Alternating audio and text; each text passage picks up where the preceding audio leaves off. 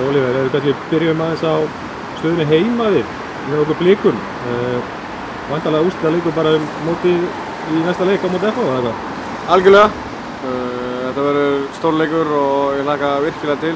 Þetta er mjög svipað stöðu í fyrra, eins og líka 7 stigum eftir þeim, en nú eru fleiri leikir eftir. Þannig þetta er bara dugað að drepast og við ætlum bara all in að klára þetta verkefni af því okkur finnst við vera eitt besta lið landsins og við þurfum að sanna það enn og aftur. Má segja að ef þið klárið þetta ekki á móti FH að þetta sé þá svona að sigla titlinum bara heim? Já, ég held að það sé bara staðfest sko. Þá eru 12 stig í boði og þau með 10 stiga forskot. Það er ekki séns að þeir tapi öllum leikjunum. Eða ég held ekki. Þannig við þurfum að reyna að gera stöðuna betri af því við stjórnum ekki stöðunni eins og er því miður.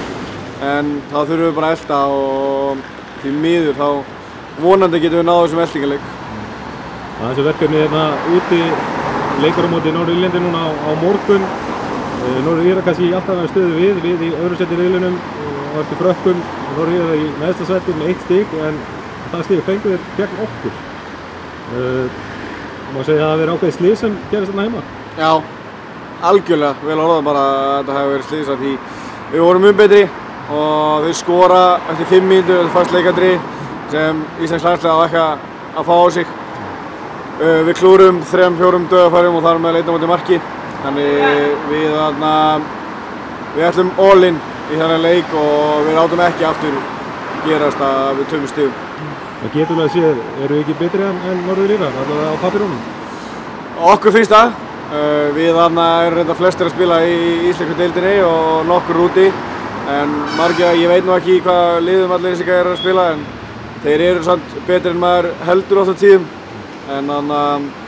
En samkvæmt okkar vitneskju þá teljum við að við séum betri og við þurfum bara að halda í okkar gildi, vera skipulagðir og vinnusamir og spila eftir okkar taktík. Þá eru miklu meiri líkur að við vinnum. Ef við ætlum að fara að spila einhvern Barcelona fótbolta og spila einhvern fótbolta eins og menn gera á félagsliðunum sínum, þá er ekki miklu líkur á að við kannski dómurum leikinn með hvað við getum gert. Og líka ef við horfum á þessa leiki með Norður-Írum, þeir hafa svo sem ekki verið að standa sig illa. Oft verið óöfnir, tapa til dæmis 1-0 á móti Frökkunum og margt bara seint í leiknum, þannig að þetta er ekkert aula lið. Nei, nákvæmlega, þetta er alls ekki aula. Þeir komast yfir á móti Skotum og Makedóníum og tapa því í seinni hálfleik og eins og segir, fá þessi mark á 85 á móti Frökkum, þannig þetta er ekki lélegt lið. Þetta er erfitt lið að brjóta niður og kannski bæði lið líkar það betur að liggja niðri. Þannig að þetta gæti verið áhugaverður leikur þannig séð. En það skiptir bara máli að vera betri inn í teigunum báðum megin.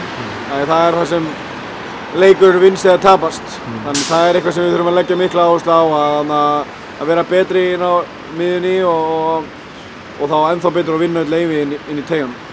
En þetta er nánast skildu sigur ef við ætlum að halda okkur í baráttunum í riðlinum? Já, markmiðið er alltaf bara að loka mótið og eins og erum við að spila einleik minna á móti í Frakklandi en erum 2 stigum eftir. Þannig ef við vinnum í dag þá erum við komið 1 stig undan Frakklandi og það er alltaf 1 lið sem fer upp úr en það er ekki 4 önnur sæti sem gefa okkur umspil.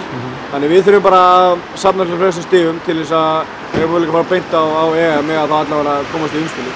Það er markmiðið, beint? Það er bara svoleiðis, fara beint á EM því það er möguleiki og við höfum algjörlega stjórn á því sem er að gerast núna og það er auðvitað markmiðið til að byrja með að vinna Norður-Íra því ef við klárum ekki svokallað slakasta liðið að það sem erum að fæ stigin þá er erfitt að búast við að fara alla leið.